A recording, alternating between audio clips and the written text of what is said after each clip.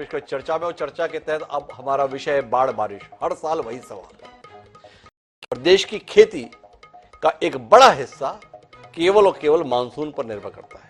आसमान से जो बारिश होती है उसका इंतजार इस देश का किसान बड़ी बेसब्री के साथ करता है, क्योंकि उसकी फसल का भविष्य इस बारिश पर ही निर्भर करता है। बारिश अच्छी होगी तो फसल अच्छी होगी, फसल अच्छी होगी तो पैदावार अच्छी होगी, पैदावार अच्छी होगी तो पैसा अच्छा मिलेगा, और पैसा अच्छा मिलेगा तो किसान का जीवन बेहतर होगा। लेकिन वही बारिश जब बेतहाशा तरीके से बरसती है तो कुल मिलाकर तबाही लेकर आती है। और पिछले कुछ साल का तजुर्बा देश के संदर्भ में यह है कि हर बार बारिश तबाही लेकर आ रही है।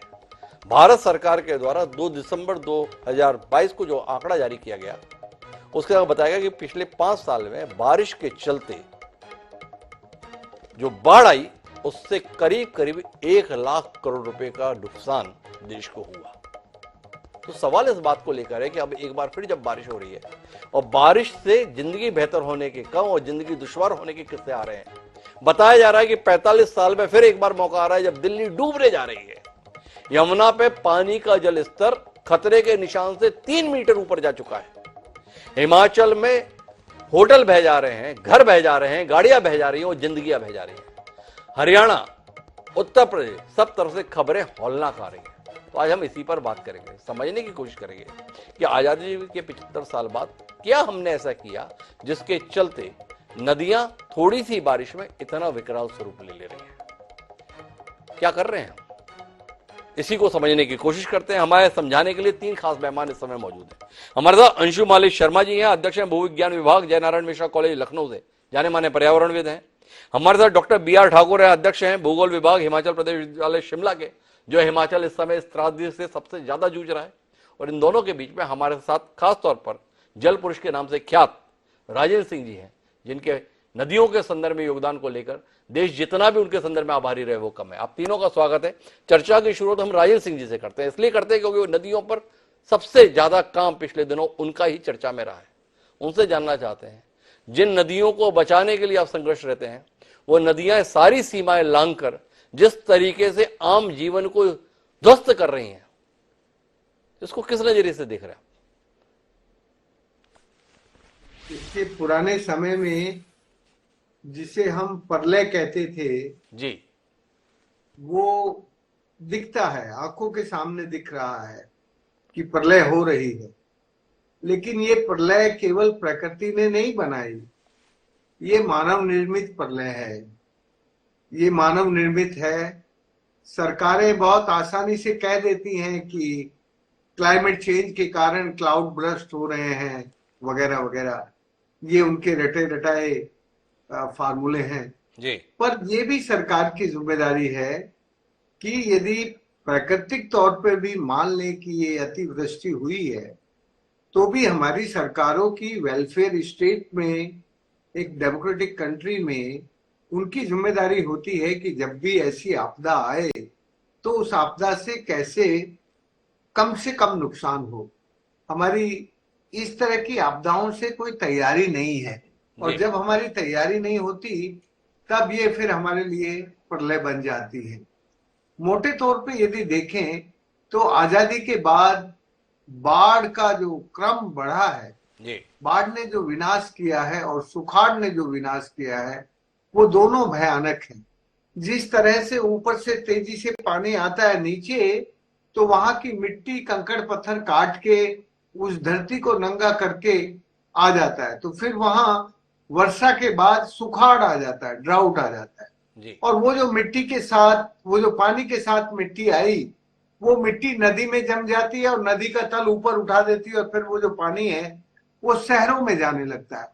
बांधों की जो वर्षा के जल को अपने अंदर समाने की शक्ति है वो खत्म हो जाती है, नदियों को जो पानी के बहाने की शक्ति है वो खत्म हो जाती है, और फिर ऐसा ही विनाश होता है जैसा 2013 में हुआ, 2017 में हुआ, बराबर ये विनाश का क्रम अब लगातार बढ़ता जा रहा है।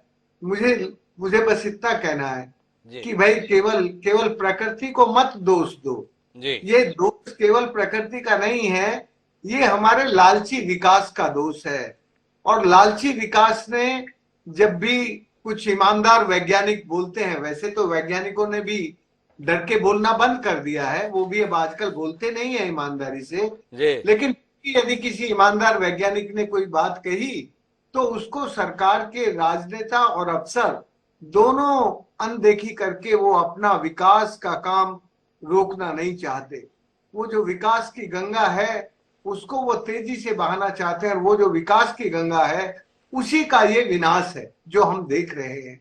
सारे के सारे जितने भी होटल बने हैं, कंस्ट्रक्शंस हुए हैं, उन्होंने जहां नदी का जल बहता था जी उस प्रवाहमान क्षेत्र को अतिक्रमण कर लिया है। आज हमारी नदियों पर अतिक्रमण है और धरती के पेट के पानी का नदियों का शोषण है और प्रदूषण है। ये जो तीनों खतरे हैं नदियों पर, ये इस 21वीं शताब्दी के लिए भयानक हैं। अभी भी हमें और हमारी सरकारों को सीख ले लेना चाहिए। मैं इतना जानता हूं कि हमने पिछले 40 सालों में जो काम किया उसके कारण पहले जो पुराने जो बांध टूटते थे और वो बाढ़ लेके आते थे, अभी हमारे इलाके में 40 सालों में बाढ़ आनी बंद हो गई, क्योंकि बारिश के पानी को हमने पकड़ के धरती के पेट में रख दिया। हमारे पास धरती का पेट जो है वो बड़ा बैंक है।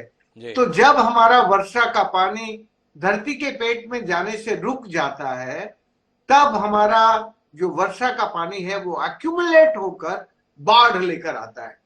तो कभी जो हमें समझाने की कोशिश कर रहे हैं वो कुल मिलाकर ये कि ये प्रकृति का प्रकोप नहीं, बल्कि हमारे लालच से उपजा हुआ प्रकोप है। मेरे साथ अंशुमाली शर्मा जी हैं। ये बात पहले भी आती रही अंशुमाली जी, और सरकारें दावा भी करती रही कि अब हम इस पर रोक लगाने जा रहे हैं। पर क्या रोक लगाएंगे जब देश की राजधानी अर्थात दिल्ली में भी हथनी कुंड बैराज से जैसे ही पानी छोड़ा जाता है वैसे ही राजधानी डूब के संदर्भ में आने लगती है। तो ऐसी योजना के साथ चलने वाली सरकार पे भरोसा करें। हर बार इस प्रकार की त्रासदी का सामना करते हैं, पर अभी भी इसके संदर्भ में कोई समाधान नहीं। कोई आपकी दृष्टि है इसके संदर्भ में? जी देखिए, बिल्कुल जैसा राजेंद्र सिंह जी ने कहा जी कि सबसे बड़ी समस्या ये है कि वैज्ञानिकों की बात जो नीति निर्माता हैं वो समझते नहीं है। आवश्यक ये है कि जो शोधकर्ता हैं, जो शोध संस्थान हैं, जो विश्वविद्यालय हैं और जो हमारे नीति निर्धारक हैं, इन सबका आपस में समन्वय होना चाहिए। और एक बड़ी महत्वपूर्ण बात यह है कि जब जो भी चीज है कैलकुलेटेड, जब हथनी कुंड से उन्होंने छोड़ा उसको एक समय के अनुसार एक पहले से ये असेसमेंट कर लेना चाहिए कि कब कितना पानी छोड़ना है। एक साथ बिल्कुल से छोड़ देते हैं, नीचे की तरफ आप कोई उसके संबंध में वार्निंग नहीं देते, जैसा कि साफ साफ हमारे उसमें जो रूल है उसमें ये लिखा हुआ है, बिना वार्निंग के आपको पानी छोड़ने का अधिकार नहीं है जी। लेकिन ऐसा लगता है कि शायद पहले सोते रहते हैं, बिल्कुल से जब पानी का स्तर बहुत ज्यादा बढ़ जाता है तो गेट खोल के उसको निकालने का वो करते हैं। दूसरा, जैसा राजेंद्र सिंह जी भी कहते हैं अक्सर कि जो नदी के किनारे हमने एनक्रोच किए हैं, कम से कम 1 किलोमीटर तक तो हमें प्रयास ये करना चाहिए कि वहां पे हरियाली हो, जिससे कि वो पानी नदी के नीचे जा सके, पेड़ लगे हो वहां पर जी। तो जब वो पानी क्योंकि अल्टीमेटली इस पानी को अगर ग्राउंड वाटर में हम भेज देंगे तो हमारी पानी की समस्या भी कम हो जाएगी। ग्राउंड वाटर नीचे डिप्लीट करता चला जा रहा है और नदियों में पानी कम होता चला जा रहा है। तो बरसात में जब बढ़ता है, किनारे कैनाल, बिल्कुल नदियों को अब कैनाल बना दिया गया है। आप शहरों में देखिए कि दोनों तरफ पक्की वॉल्स बना दी हैं जी। जब पक्की वॉल्स बना देंगे, आप नेचर का सिस्टम डिस्टर्ब करेंगे, तो जब नेचर अपने उग्र रूप में आता है तो फिर वो आपको तहस नहस कर देता है। तो कुल मिलाकर जो करना चाहिए उसे छोड़कर हम बाकी सब कुछ करने के लिए तैयार हैं। पर मैं इसे विस्तार देने के लिए डॉक्टर बी आर ठाकुर आपके पास इसलिए आना चाहता हूं कि इस समय पे पानी से बिजली बनाने के लिए खास तौर पर बड़ी कोशिशें चल रही हैं और हिमाचल उसका एक अद्भुत उदाहरण है। क्या मानते हैं आप? ये पानी से बिजली बनाने की कोशिश के तहत बैराज बनाने के लिए पहाड़ को काटना और पहाड़ काटने के एवज में इस प्रकार की त्रासदी का सामना करना, इसके संदर्भ में कोई आपका नजरिया? माशू जी, मैं ये कहना चाहूंगा, अगर आप पानी से बिजली बनाने की जो बात कर रहे हैं जी, इस देश में जो है वो ऊर्जा की कमी रहती है और मुझे लग रहा है कि भारत एक विकासशील देश है और इसको जो है वो बिजली की जरूरत तो है। जी बिजली से पानी बनाना समस्या नहीं है, लेकिन हम भी किस प्रकार से, जैसे हिमाचल के केस में अगर आप देखेंगे बड़ी बड़ी नदियों के ऊपर जो है वो हमने बहुत बड़े बड़े बांध जो है वो बना दिए हैं। जी तो हमारे इसमें राजेंद्र सिंह जी भी शामिल हैं।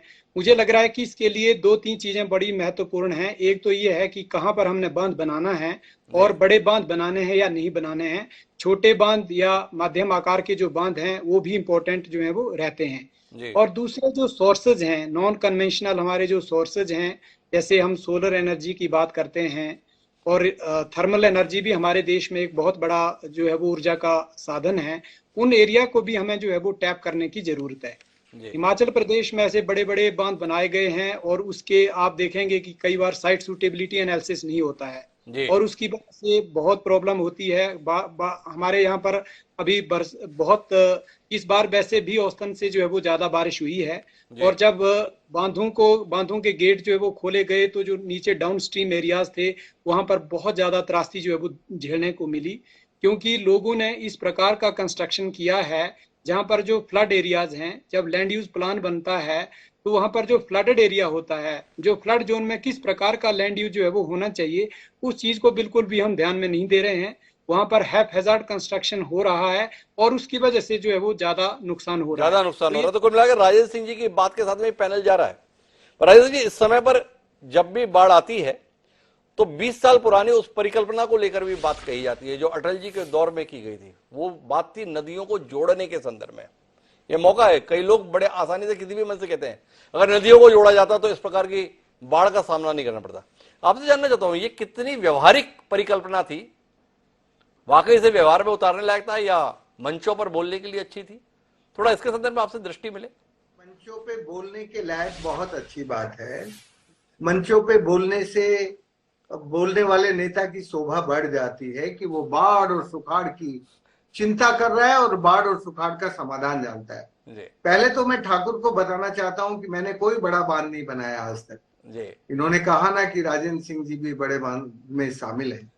मैंने अपनी जिंदगी में कभी कोई बड़ा मैं राजेंद्र सिंह जी आपको निवेदन करना चाहूंगा, ठाकुर साहब का आशय ये था कि बड़े बांधों के विरोध के संदर्भ में राजेंद्र सिंह जी शामिल हैं। उनका आशय था अभिव्यक्ति में थोड़ा सा, जब आप लय में बोलते हैं तो उसमें थोड़ा ऊपर नीचे हो जाता है। लेकिन मैं चाहूंगा ठाकुर साहब एक बार क्लियर कर दें। ठाकुर साहब, आपने कहा क्या था ताकि राजेंद्र सिंह जी के संदर्भ में बात स्पष्ट रहे? जी, कह रहा था कि इस देश को जो है वो ऊर्जा की जरूरत है, लेकिन कई बार हम बहुत बड़े बड़े बांध बना देते हैं और उसके नकारात्मक प्रभाव जो है वो ज्यादा होते हैं और उसके लिए हमें जो है वो मध्यम आकार के जो बांध हैं उनको बनाना चाहिए, क्योंकि बांधों के जो है वो कई लाभ भी होते हैं। जैसे फिशरीज हम जो है वो डेवलप कर सकते हैं और इरिगेशन के लिए भी वो काम कर सकते हैं। मैं तो राजेंद्र सिंह जी जो कह रहे थे उसको सपोर्ट कर रहा था। इन्होंने ये कहा कि किस प्रकार से जो हैजार्ड कंस्ट्रक्शन हो रहा है, इलीगल कंस्ट्रक्शन हो रहा है, जो अर्बन प्लानिंग हो रही है वो प्रॉपर प्लानिंग नहीं हो रही है। क्योंकि तो मुझे लगता है राजेंद्र सिंह जी बात स्पष्ट हो गई होगी। ठाकुर साहब आपके प्रति सम्मान व्यक्त करते हुए आपकी बात का समर्थन कर रहे थे। जी, मैं बस अब इतना कहना चाहता हूं कि ये जो नदी जोड़ योजना है वो भारत के लिए कदाचित भी अच्छी नहीं है। यदि नदी जोड़ योजना सफल होती है तो भारत और बर्बाद हो जाएगा, क्योंकि जब इनसे यही बांध नहीं संभल रहे हैं, कब कितना पानी छोड़ना, कैसे, अभी जो डूबा है, अभी जो बाढ़ आई है वो तो बांध के कारण ही आई है। बांध ही उसका जनक है उस बाढ़ का। तो मैं इतना कहना चाहता हूं कि नदी जोड़ के बजाय नदियों के साथ भारत के समाज को जोड़ना चाहिए। जब तक भारतीय समाज नदियों के साथ जुड़ा था तब तक वो नदियों को सुरक्षित रक्षित करता था और ऐसी प्रलय नहीं आती थी जो अब पिछले 20-22 सालों में प्रलय आने लगी है। मुझे इतना ही कहना है कि नदी जोड़ की बात करना केवल कॉरपोरेट के लिए बात की जाती है। नदी जोड़ से देश को, समाज को, गरीब को कदाचित फायदा नहीं होगा, केवल कॉरपोरेट को फायदा होगा, क्योंकि उसको बड़े बड़े ठेके मिल जाएंगे और बड़े ठेकों में कोई जनता को पता नहीं होता कि कितना पैसा कहाँ लग रहा है, कैसे लग रहा है। तो बड़े काम करना, सेंट्रलाइज करना इस तरह के पानी को नदी जोड़ के काम से, ये बहुत घातक है। इसके पर्यावरणीय प्रभाव, इसके संवैधानिक प्रभाव आप जानते हैं कि मेरे देश में पानी के 3 अधिकार हैं। पहला, नदियों का अधिकार है भारत सरकार को नदियों के फ्लो डिसाइड करना। ये भी जो बाढ़ में पानी छोड़ा गया अभी भयानक, ये भारत सरकार ने डिसाइड किया, ये कोई किसी राज्य सरकार का डिसीजन नहीं है। भारत सरकार के आदेश से ये सारा पानी छोड़ा गया जो भयानक बाढ़ लेके आ रही है। तो नदियों के फ्लो का राइट भारत सरकार को है। राज्य में बरसने वाले पानी का प्रबंधन और उपयोग करने का हक, सारे डिसीजन स्टेट गवर्नमेंट को होते हैं। और जो 73rd और 74th अमेंडमेंट आया है हमारे कॉन्स्टिट्यूशन का, उसमें हमारी पंचायत और नगर पालिका को ये राइट है कि उनके पास उनके क्षेत्र में जो वाटर बॉडीज हैं उनका वाटर लेवल डिसाइड करना, उनमें वाटर कंजर्व करना, उसका skill development of efficient use of water municipal area में और पंचायतों में करना। तो ऐसी स्थिति में भारत में नदी जोड़ बिल्कुल संभव नहीं है।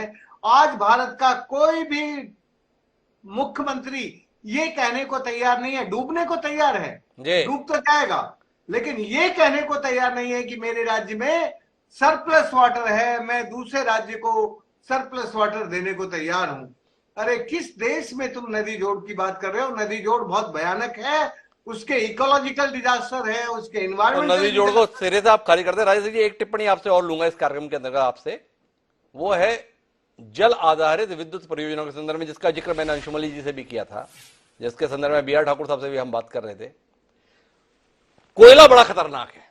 कोयले के विकल्प के तौर पर जल विद्युत परियोजनाओं के प्रति सरकार का बहुत आग्रह इसलिए रहता है कि जितनी भी लागत है वो निर्माण के समय पे लगती है, बाद में तो केवल पैसा ही गिनना होता है। तो उद्योगपति को भी बढ़िया लग रहा है, सरकार को भी बढ़िया लग रहा है, पर देश के लिए और समाज के लिए ये कितना बढ़िया है, इसमें आप जैसा अनुभवी व्यक्ति थोड़ी दृष्टि दे तो जनता जाने। डॉक्टर हिमांशु, मैं इतना कहूंगा कि ये जो अभी तक भारत में जितनी भी पन बिजली योजनाएं बनी हैं जी, एक तो उन्होंने जितना क्लेम किया था उसका 1/3 भी अचीव नहीं किया जी। पहली बात, मैं छोटी छोटी बातें आपको गिनाना चाहता हूँ जी। 1/3 भी अचीव आज तक नहीं किया किसी भी प्रोजेक्ट ने जी। दूसरा, ये जो भी डैम बनाया गया उसने नदी की हत्या कर दी। इवन गंगा, इवन भागीरथी जी, जब गोमुख से चल के आती है तो टहरी में उसको बिल्कुल हत्या कर दी जाती है। और फिर जिस दिन उस बांध में भी ऐसा पानी आएगा जैसा ये आया हथनी कुंड में, उस दिन वही हाल होगा, उसका भी वही हाल होगा। इसलिए ये जो डैम है जी, डैम बनाने के लिए मैं पिछले 30 सालों से कह रहा हूं कि भाई नदियों को मत रोको जी। नदी भी बहे, तुम बिजली भी बना लो। उसके लिए नदी का डिजाइन ये होता है कि नदी के फ्लो को कंटिन्यू रखते हुए आप कितनी बिजली बना सकते हैं उस डिजाइन को लें। लेकिन आज तक भी जो डिजाइन वाले इंजीनियर्स हैं, ये जो पावर लॉबी है, उस पावर लॉबी ने उस डिजाइन पर कभी बात नहीं की। वो डिजाइन बनाते हैं नदी को आगे से रोक के पानी को लिफ्ट करना। तो नदी में जब भी ऊपर से एकदम से पानी आएगा तो फिर हथनी कुंड की तरह यही सारा पानी एकदम खोलना पड़ेगा जो दिल्ली को डुबो रहा है।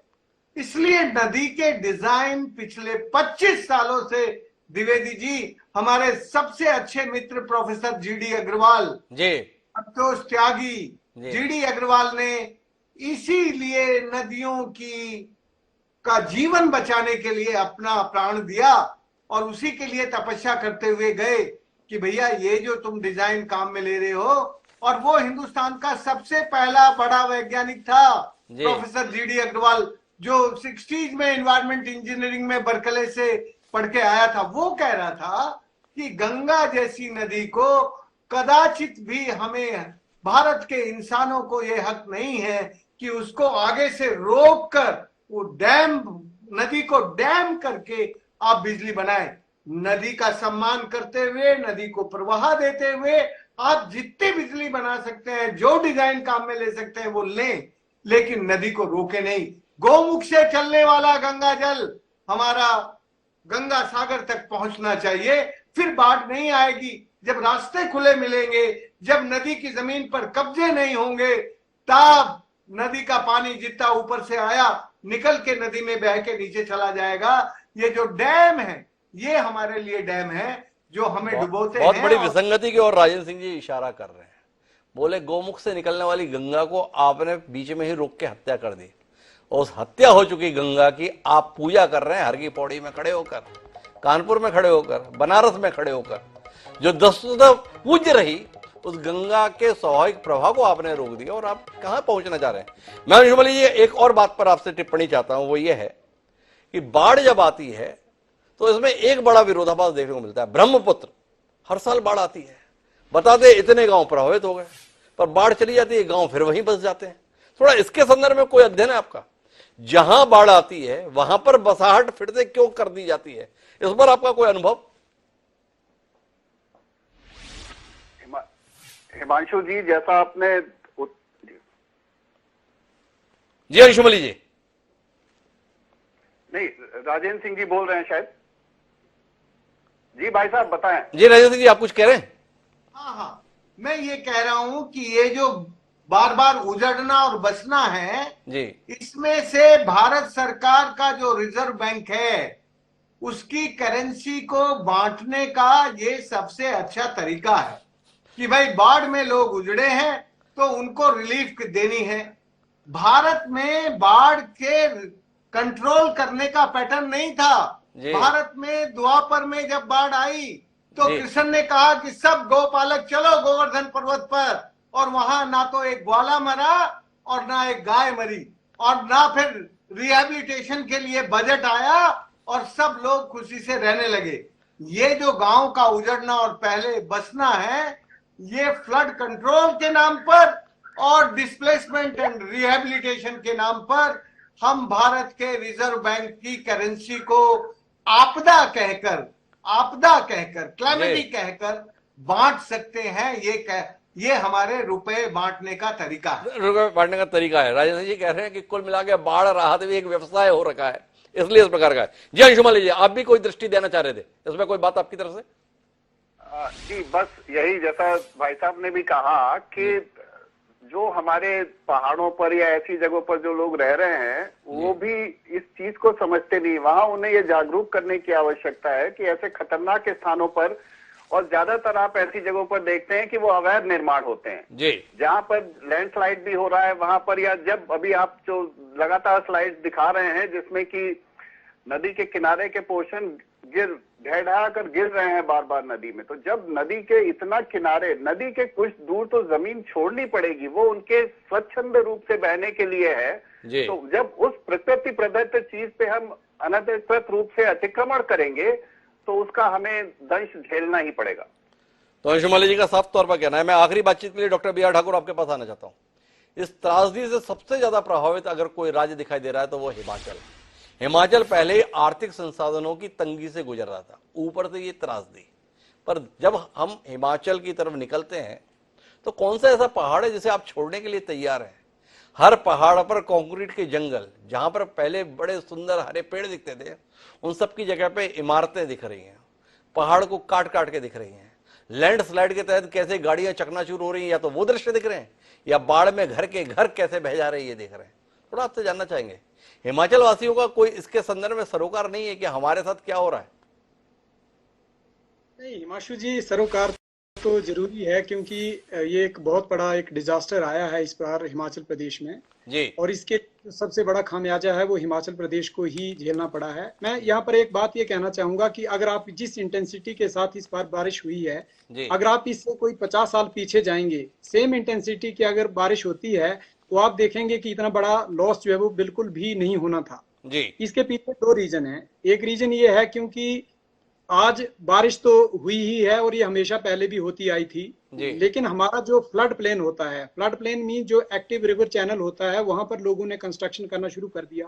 और जो नेशनल हाईवेज बने हैं, नेशनल हाईवेज में कंस्ट्रक्शन की जो क्वालिटी है वो भी इम्पोर्टेंट है, और उसके लिए जो अलाइनमेंट बनता है पहाड़ों में ये बहुत इंपॉर्टेंट है कि रोड जो है वो आपकी कहाँ से होके जानी है। नेशनल हाईवेज के अलोंग बहुत ज्यादा लोगों ने जो है वो होटल्स बना दिए हैं, और वो भी यहाँ पर रूल्स भी हैं, रेगुलेशंस भी हैं, एक्ट भी हैं, लेकिन कहीं ना कहीं जो है वो समहाउ इन रूल्स रेगुलेशंस का वायलेशन जो है वो होता है।